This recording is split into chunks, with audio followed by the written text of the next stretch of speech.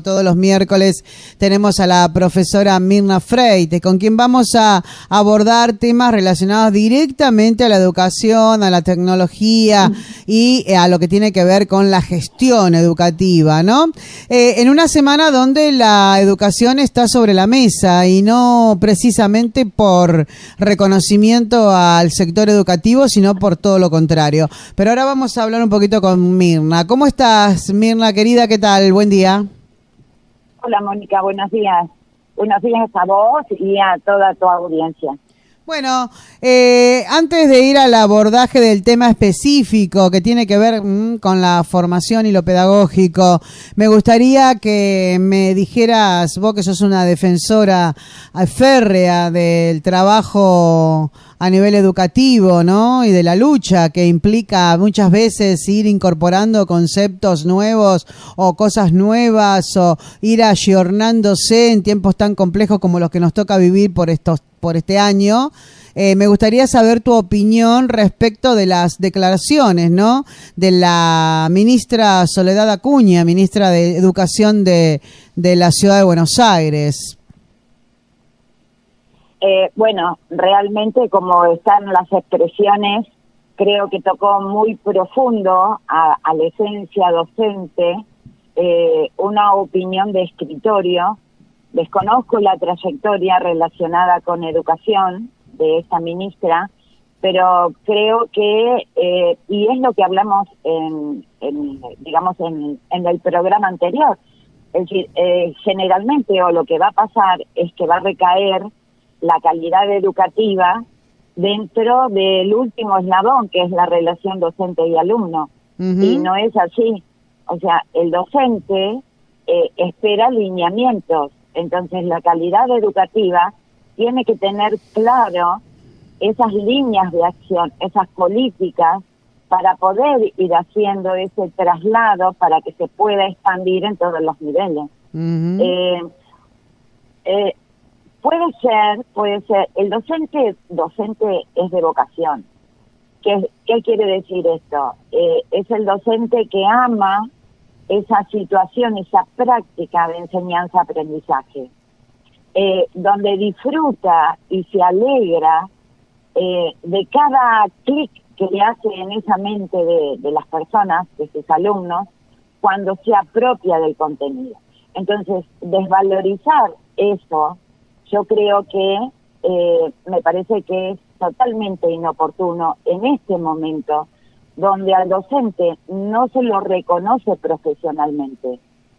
Y no se lo reconoce profesionalmente porque las instituciones educativas, dejando de lado las situaciones especiales que tienen que ver con entornos diferentes, con geografías diferentes, nuestro país es muy grande, tiene una superficie muy amplia, se tienen que considerar todas las regiones, se tienen que evaluar, pero dejando de lado eso, el sistema educativo no se acercó a la realidad.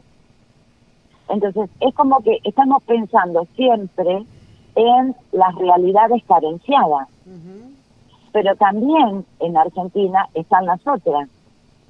Y no te estoy hablando de sectores sociales económicos muy potentes o robustos. Estoy hablando del común.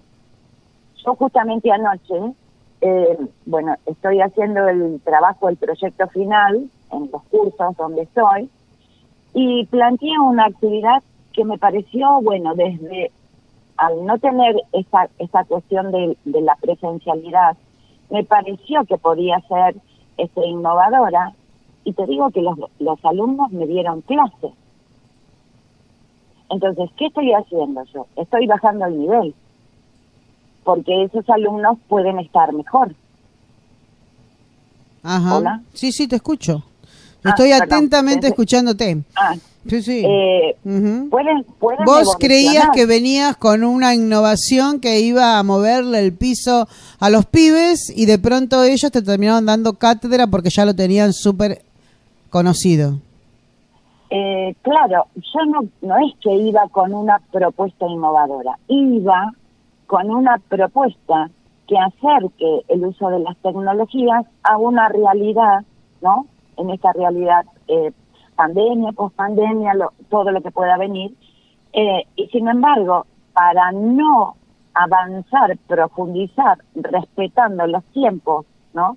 Considerando que a lo mejor no estaban preparados y demás, entonces me demostraron que sí, que estaban preparados. Entonces, lo que no está claro acá, dentro de esas políticas educativas, que la realidad extra institucional es muy diferente a la intrainstitucional. Exactamente, pero para poder conocer eso, para poder conocer esa realidad a la que vos estás haciendo referencia, hay que embarrarse las patas, por decirlo de una manera categórica. Permitímelo, yo no soy profesora de nada, pero hay que estar en el territorio, hay que conocer. Me parece que lo que ha hecho la ministra Acuña, además de la desvalorización, en qué lugar se ha puesto, ¿no?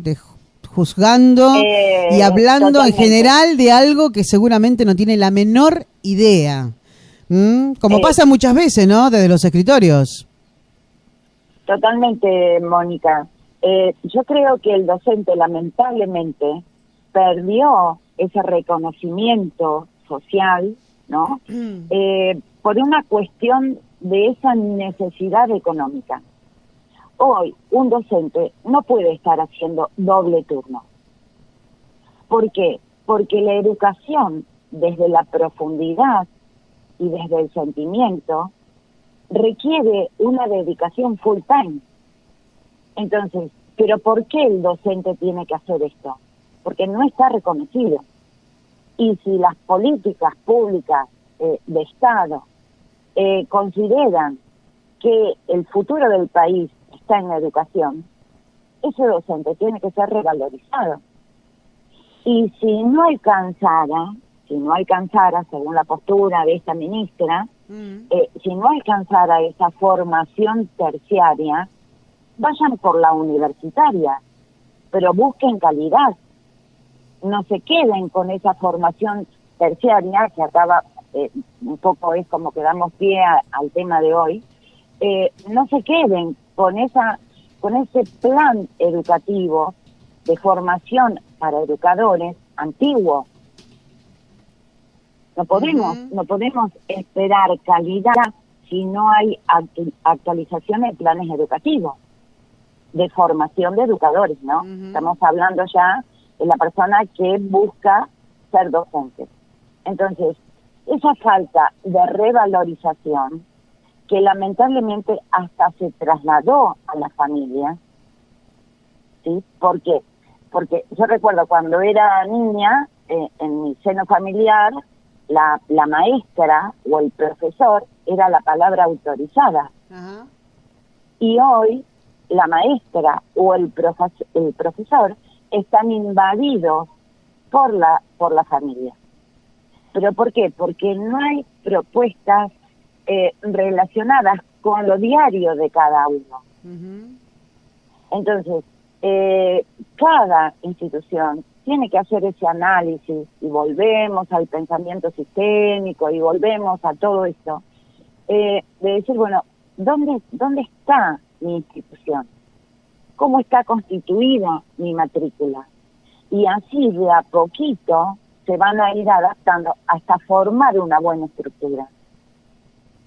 Porque vos tenés diferentes sectores sociales que tienen diferentes accesos, y a ese alumno no lo podés frenar con un plan arcaico.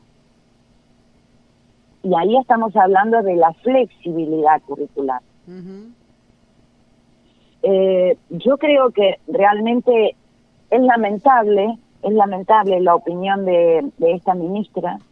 Espero que no sea coincidente con el ministro de Educación. El ministro Trota se refirió al tema. ¿Te referís a Nicolás Trota? Sí. Bueno, sí. Se refirió al tema ayer, tarde, noche. Calificó de injustas e incoherentes las declaraciones de la ministra de la Ciudad de Buenos Aires, en la que descalifica a los docentes y señaló que por esos dichos deberán pedir perdón tanto la funcionaria como el gobierno porteño. Dijo, son declaraciones sumamente injustas, incoherentes en un momento donde toda la comunidad docente, maestros, maestras, profesores y las familias, todas en un año excepcional, han desplegado un enorme compromiso para seguir educando a la distancia, para comprometerse con el alumno. Aseguró Trota. Y Claro. evidentemente las declaraciones respecto de que los docentes son de los sectores cada vez más bajos, que lo hacen solo como salida laboral, que son aquellos que han fracasado en otras actividades. Yo conozco docentes que tienen una vocación y que quisieron ser docentes desde que tenían 13 años. Seguro. Hablar de esa manera me parece que implica un amplio y contundente desconocimiento de la realidad. Vos sabés que ayer me detuve a leer, y seguramente vos también lo habrás visto, en las redes, testimonios de docentes que conozco, de gente que ha estado, inclusive gente que pertenece al mismo movimiento político de la ministra Acuña, que ha estado en algunos puestos importantes de la educación, con una tristeza escribir sus testimonios y cómo ha sido su trayectoria como docente, que la verdad me produjo realmente una sensación extraña, ¿no? Que un dirigente que tiene que estar poniendo el hombro codo a codo con su gente, que en este caso son los docentes, diga estas cosas, realmente me imagino que ha generado una tristeza, desazón, angustia y por supuesto rechazo, ¿no? Sí, seguro, porque este año en particular, y acá volvemos a la revalorización docente, este año en particular el sistema educativo se sostuvo gracias a los docentes. Entonces, el docente pudo haber estado en algún momento en zona de confort, pero cuando tuvo que aparecer, apareció. Entonces, si el ministro de Educación de la Nación no reconoce ese valor, que a lo mejor estaba dormido, sí, a lo mejor estaba dormido por una cuestión rutinaria, por una forma, una modalidad, a lo mejor estaba dormida esa vocación. El docente de vocación hizo lo imposible este año.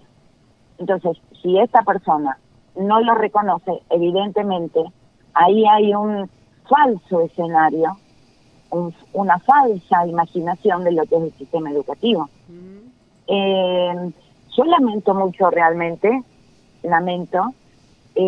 como también lamento que se haya perdido tanto tiempo, como lo vengo diciendo, porque tienen que haberse visionado algunas alternativas que de hecho, y volvemos a este tema del uso de las tecnologías, de hecho, el uso de las tecnologías le van a permitir al docente tener más tiempo para acercarse a aquel que está trabado o que no puede avanzar.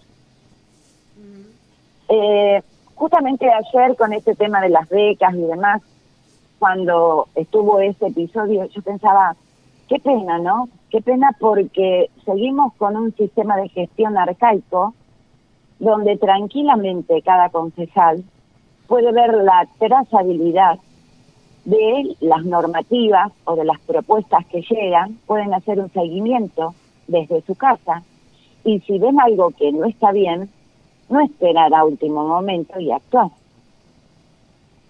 Claro, pero no están los digamos las herramientas. Bueno, pero no están las herramientas porque no las piensan, porque no piensan que puede haber algo mejor que alivie esa tarea. O sea, no se puede actuar cuando ya está la definición. Se tiene que actuar en el proceso de la toma de decisión. Ahí es el momento. Ahora es como tendría que lo ideal sería que esos 700 y pico de expedientes que fueron analizados por la Comisión de Becas y por la Dirección de Cultura y Educación y demás estén cargados en un sistema en red. Totalmente. Donde cada persona que quiera verla pueda verla. Eso daría un marco de transparencia y también de poder evitar este tipo de situaciones como la que se está viviendo, donde se termina dañando a los alumnos que no tienen, digamos, la culpa de las malas decisiones que se toman en algunos casos. Totalmente. Las tecnologías son transparentes. En tecnología 2 más 2 es 4. Después, la última decisión puede ser de intervención humana. ¿Sí? Pero eso es trazabilidad digital. ¿Qué significa? Por tracking, por usar una palabra que está muy de moda ahora cuando haces un envío o cuando te hacen un envío, hacer el seguimiento por dónde está el paquete. Eso también. Este es un paquete de datos de una gestión de otorgamiento de venta, donde cada solicitud tiene una identificación. Es así, o sea, no podemos mejorar si no aceptamos el aporte tecnológico. Y lo mismo pasa en educación. Para no demorar tanto este tiempo. El tema de hoy estaba relacionado con la necesidad de cambios en plan de educación en la formación de educadores. ¿Sí? Si estamos buscando calidad educativa, tenemos que reconocerlo. Primero, para acercar la realidad institucional a la realidad extrainstitucional, adecuada a cada marco social, económico y geográfico. ¿Sí? Donde ahí tendrán que ver de qué manera se van implementando los recursos de la infraestructura tecnológica. Pero el docente tiene que, desde el momento que inicia la carrera de formación docente, tiene que empezar a ver la tecnología. Porque como yo le contesté al ministro hoy en su Insta, desde el año 1990 se están haciendo intentos fallidos. Y me acuerdo, cuando estaba Filmus como director, como ministro de Educación, que hizo las primeras entregas de computadoras, en aquel momento eran PC, ¿qué quedaron ahí? O sea, acá no pasa únicamente por la entrega de la infraestructura, lo que sería el hardware. También está ese know-how, ese conocimiento. Y si pensamos que el docente tiene que hacer el uso de ese conocimiento, lo tiene que ver desde el primer día del inicio a su formación. Si no, no esperemos. Y donde considero que esto tiene que ser una política transversal, atemporal, independientemente de los partidos políticos o políticas partidarias de turno. Si no, nos vamos a pensar como un país, como el todo en educación. Porque si cada gobierno viene con una política diferente, no se toma lo hecho para darle continuidad, entonces seguimos. Vos bien decías hoy, estas becas son otorgadas con el aporte de los ciudadanos, ¿sí? O de la sociedad, en este caso de Arrecife. O sea, cada persona, a través de su aporte tributario, genera un fondo para que sea otorgado para determinadas acciones. Esto es igual. O sea, todo lo que es provisión de hardware como infraestructura tecnológica en las escuelas es por el aporte de todo el país. Entonces, que sea bien usado. Porque ¿de qué sirve que entreguemos un montón de netbooks, módulos y demás si no hay capacidad y no hay conocimiento del uso de eso? Y el docente no puede, recibe el módulo y de golpe no sabe qué hacer con todo eso. Entonces, bueno, está bien. Esa es la situación de hoy. Estamos como intentando generar un cambio. Bueno, pensemos que acá a 5 años, una carrera terciaria, docente, son 4 años, 3 años, 4 años. Empecemos a pensar hoy que esa etapa de formación tiene que considerar a las tecnologías. y que tiene, ¿para qué? Para otorgarle la autonomía y los criterios de decisión. Porque no podemos los docentes recibir programas enlatados donde está acotado, es decir, un programa para matemáticas, un programa para esto, un programa para lo otro, que al final no resulta generador de nuevos aprendizajes, porque es como si fuera un juego para los chicos. Ujú. Los chicos, ¿cómo hacen con todos los juegos que hay hoy en red y demás? El primer día llegan hasta un nivel, el segundo día llegan hasta el segundo nivel, el tercer día hasta que llega un momento que el juego se terminó, porque ya superaron todas las etapas. Entonces, un software educativo enlatado es eso. Va a llegar un momento que se va a terminar y no va a generar conocimiento, Ujú. porque lo hace en modo mecánico, Claro. sin razonamiento. Sabe que ante tal situación tiene que hacer esto, sabe que ante tal situación, o sea, va generando patrones cognitivos asociados a ese software, pero no genera nuevas estructuras y esa tan famosa palabra también, esa neuroplasticidad que hace que empiece a buscar, bueno, yo y esto cómo lo resolví, ahora tengo que usar eso, ahora tengo que usar lo otro. ¿Se entiende? Sí, sí. Y el docente, si tiene autonomía, entonces sabe ante la heterogeneidad, porque no podemos decir que las clases son estructuradas, porque las situaciones áulicas son heterogéneas. Hay diversidad, confluyen un montón de saberes y eso conforma la heterogeneidad de tu grupo. Entonces, el docente no puede ir con una propuesta estructurada, pero a lo mejor va hoy con una propuesta estructurada porque no tiene ese conocimiento que le da autonomía y capacidad crítica. Ujú.